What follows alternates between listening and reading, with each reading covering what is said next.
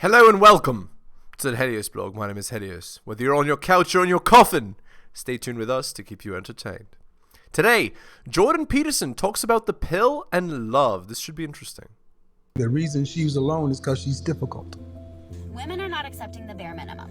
Women fuck men they respect. All the women who say things like, I'm strong, independent, I don't need no man, like, y'all impress me. Women just gaslight each other and say what they want to hear.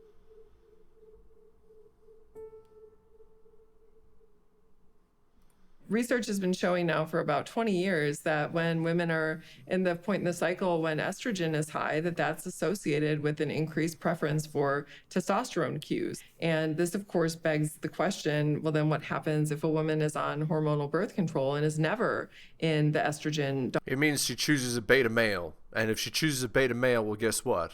Divorce. Dominant phase of her cycle. Then what happens? And researchers have since asked that question, and what they tend to find is that women who are on hormonal birth control desire a somewhat less masculine male face and male voice. And there's been some research even showing that if women chose their partners when they're on hormonal birth control and then discontinue it, that this can lead to changes in how they perceive and how attracted they are to their partner. Big surprise. Would basically be remembered for three things: the hydrogen bomb, the transistor, the microchip, and the pill. And Indeed. that the pill was The pill is the worst one. perhaps the most revolutionary of the three, Right.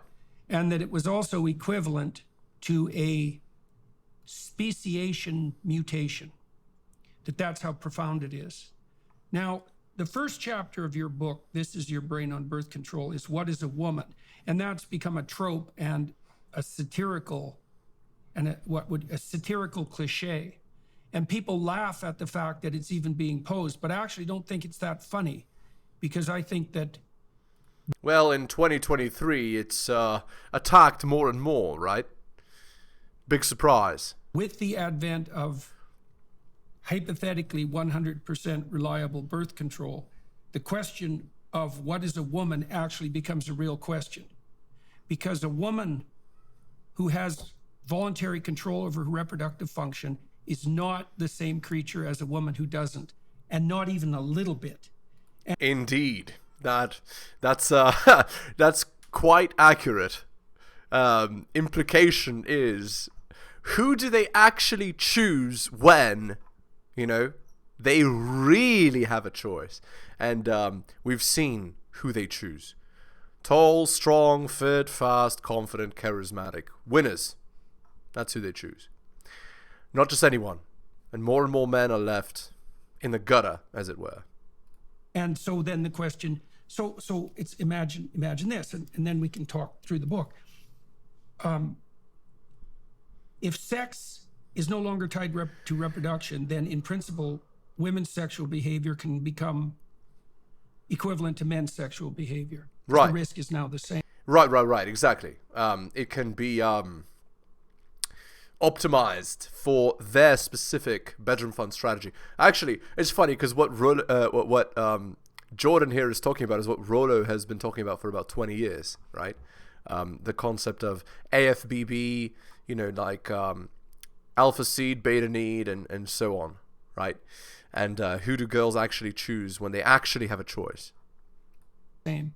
If women are acting like men sexually, then why aren't they men? Like, how are they different? And then if if sex is no longer tied to reproduction tightly, and women are free from involuntary child rearing and bearing, then how are they different from men in the broader labor market and with regards to general productivity? And the answer is, we have absolutely no idea. And that's why the questions comes up. So I'd like to know, why did you start the book with this question? What is a woman? The way you open something is obviously to some degree the way you frame it. So why did that phrase jump out at you? Well, for me, it was really important because my background is in evolutionary biology. And so I spent most of my career trying to understand behavior using the lens of Darwin's theory of evolution by selection. And one of the big, sort of paramounts of that theory and something that's really a cornerstone to it is the differences between the sexes, right? And Right. they have biological males and biological females, and Right, and what is actually the difference? Well, the difference is the gametes, right? According to Darwin's theory. So the idea is sperm is cheap and eggs are expensive. So that would lead to R versus K selection, right? So an R-selected organism is one that tries to spread its seed far and wide, and a K-selected organism is one that doesn't, but invests its attention and time into one organism, one child, as it were. And then we have, so that means that men would be, for bedroom fun, less choosy, and women would be more choosy, right? So that's the idea there. And then we can go even further and say that a lot of the strategies and behaviors fundamentally rest on this choice, right? Okay. how do we define them? How do we define what is a male, what is a female?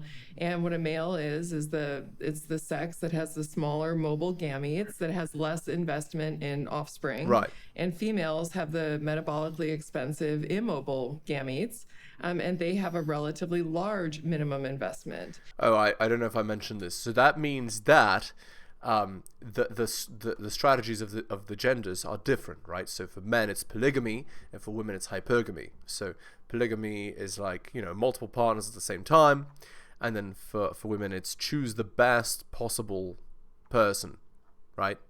And then hypergamy also leads to branch swinging. So the idea is, okay, well, right now he's the best, but let's say he has an accident. Well, now he's missing an arm. He's not the best anymore. I'm going to switch to somebody who's better. And then the kind of hybrid, or the strategy that has been, that's worked for thousands of years, that sort of is a hedge between the two, is, monogamy, right? So the idea is, the man is like, okay, I choose not to sleep around, and the girl's like, okay, I choose not to jump to the newest guy once a better guy comes along. And what's really the purpose? The purpose is to raise children. That's the idea.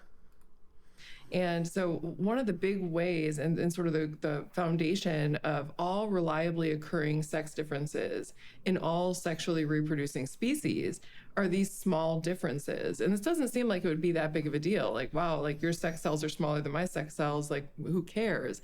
But that actually turns out to be completely foundational in terms Indeed. of setting the stage for different minimum levels of investment in offspring, which then sets the stage for the evolution of sex differences. Okay. So let's dive into that a little bit, because people need to understand exactly what this means. So Very cool conversation. It's literally just evolutionary biology here. you relate sex differences when you're trying to define a woman to the difference in size between the sperm and the egg. And an egg is pretty small and it doesn't look like much of an investment, but a sperm is way smaller. Mm-hmm. But the thing that's so interesting about that is that you could say that difference is fractal in nature, is that it's echoed at every single biological level all the way up the chain to overt behavior, right? And so the definition of a woman, the definition of female, maybe even more broadly, female is the sex that invests more, is compelled to invest more in sex and reproduction. And reproduction wouldn't be just sex. This is another thing that the narrower evolutionary biologists get wrong. I think it's one of the flaws in Dawkins' thinking, for example, is that you can reduce reproduction to sex, but that's foolish, because human beings have a high investment strategy in relationship to the propagation of their children. And so reproduction for human beings doesn't end with sex. For mosquitoes, it ends with sex. Right. For human beings, it just starts with sex. Right. And we have an 18-year investment. And at least the first 3 years of that falls, I would say, by necessity, more heavily on women, and really heavily on women.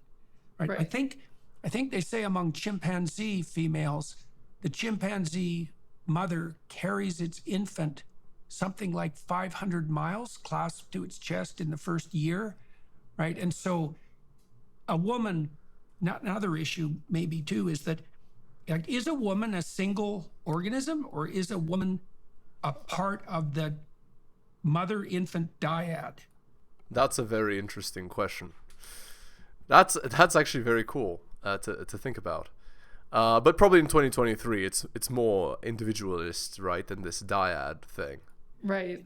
So Right. Well, so that's a whole that's a can of worms that we can open. I mean, there's this whole theory. It's Hamilton's theory of inclusive fitness, which is just this idea that your own fitness, just in terms of what your genetic representation in future generations is likely to be, is something that depends both on your own genes, but then also the genes of your relatives. Right. And for women, in particular, who have all of that, invested in their offspring, that this, I mean, it is an extension of yourself, and our relatives are an extension of ourself, and there's no relationship that is like that evolution has shaped in a way that favors just unmitigated investment than the relationship between mother to child, because there's certain 100% or a certain 50% relatedness. So mothers always know that this is their child. You have mother's reproductive value, meaning the possibility that she could translate her energy into additional reproduction.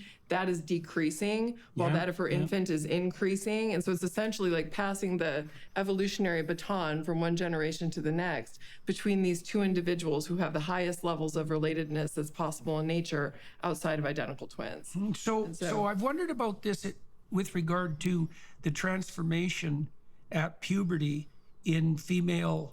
Right. Basically, genes determine behavior, right? So, I mean, not fully, but you get what I'm saying. So the idea is, if you have an identical twin, any investment you put in that twin is basically an investment you put in yourself, because if they reproduce, is just as good as if you reproduce. So you're really not a single organism then. You're a double organism, which is very weird to think about, but with your own identity.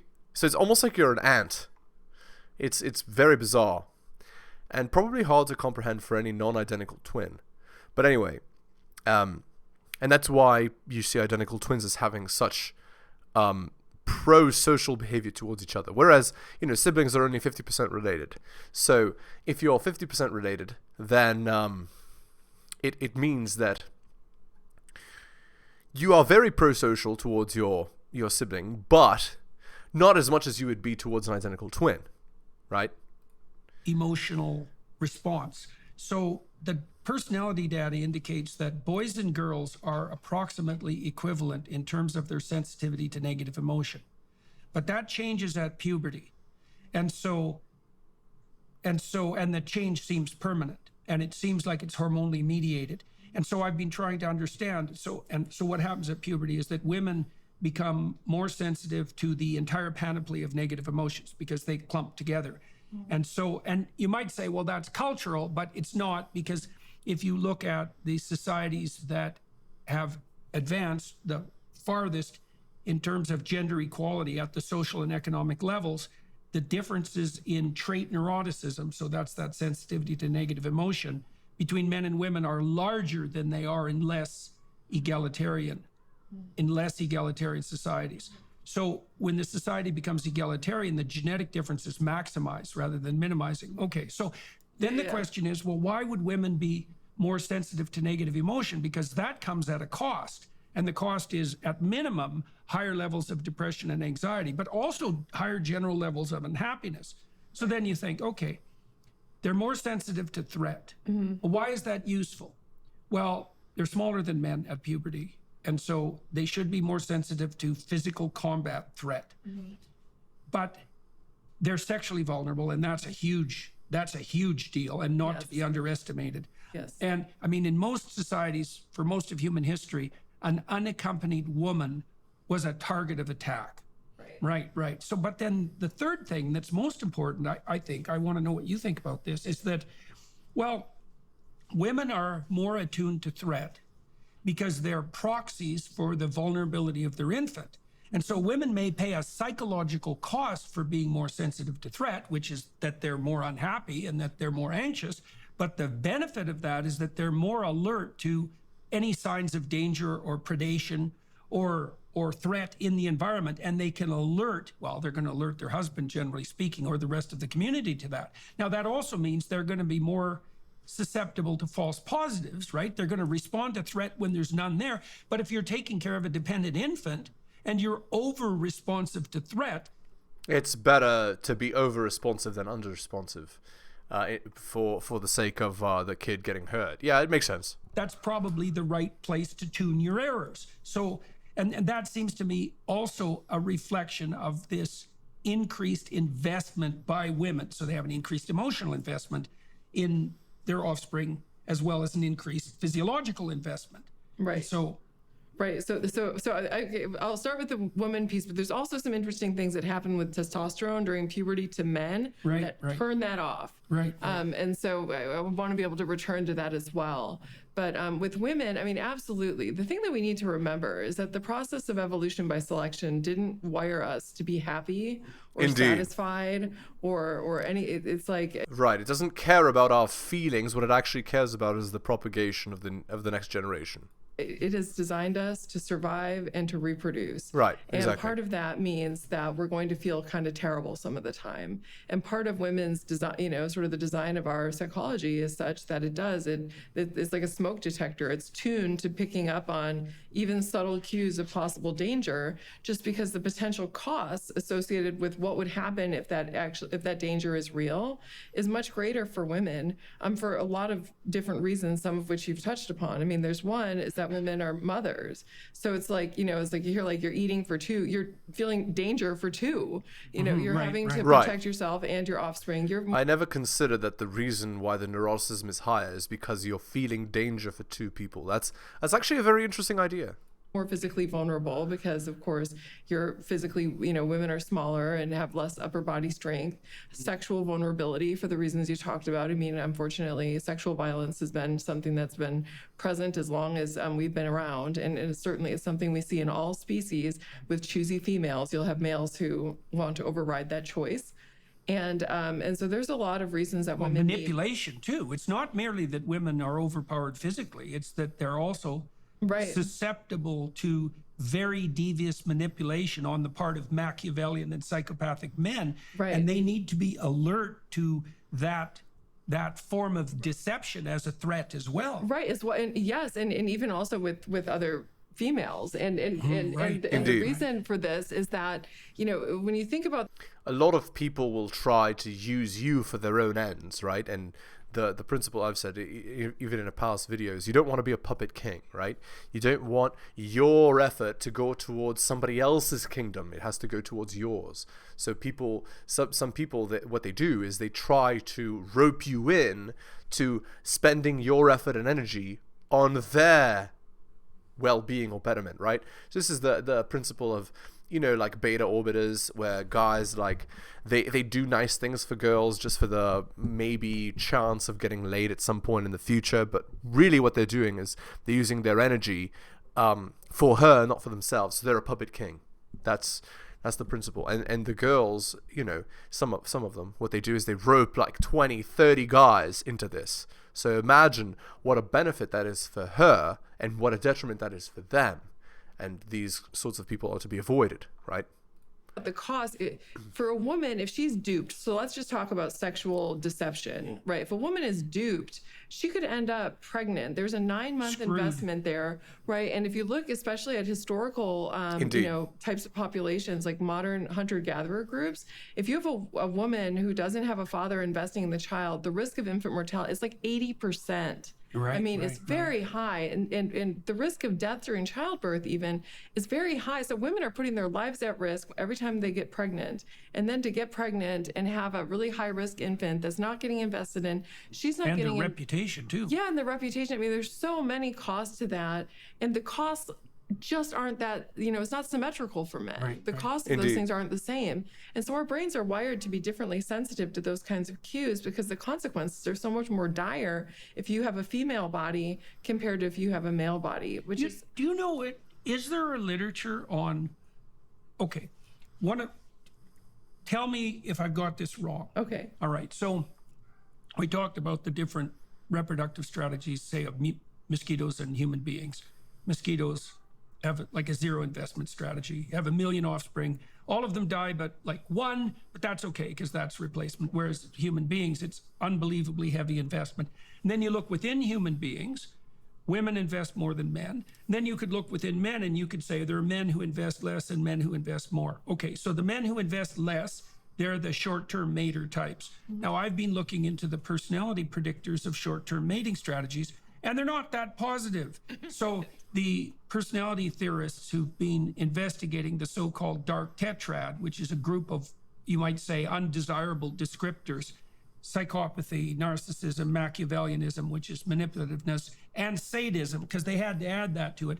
Those traits are much more pronounced among men and women, but particularly among men who adopt a short-term mating strategy. Right. And so now, so one of the things I'm wondering about is it's related to that. So that men who adopt that short-term mating strategy, they love them and leave them, right? There's no, let's say, there's little post-coital regret. There's no guilt or shame associated with short-term mating opportunities.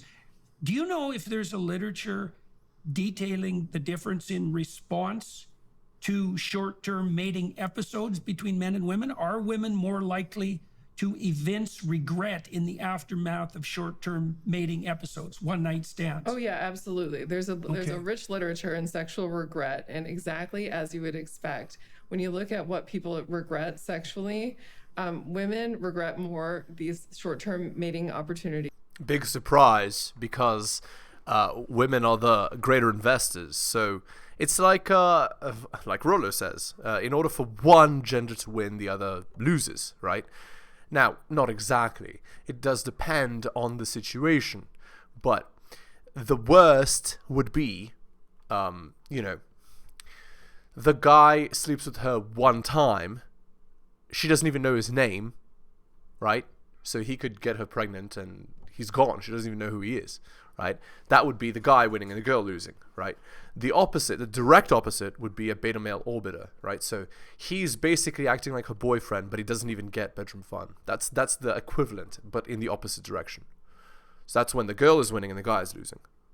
That they participated in. Men more often regret those that they didn't participate in. Indeed. So men Missed opportunities. Yes, missed opportunities. So men's sexual regret tends to sort of cluster around things that they wish they would have taken advantage of and they did not. Right. Whereas women's tends to cluster more on, I really wish I wouldn't have had sex with that idiot.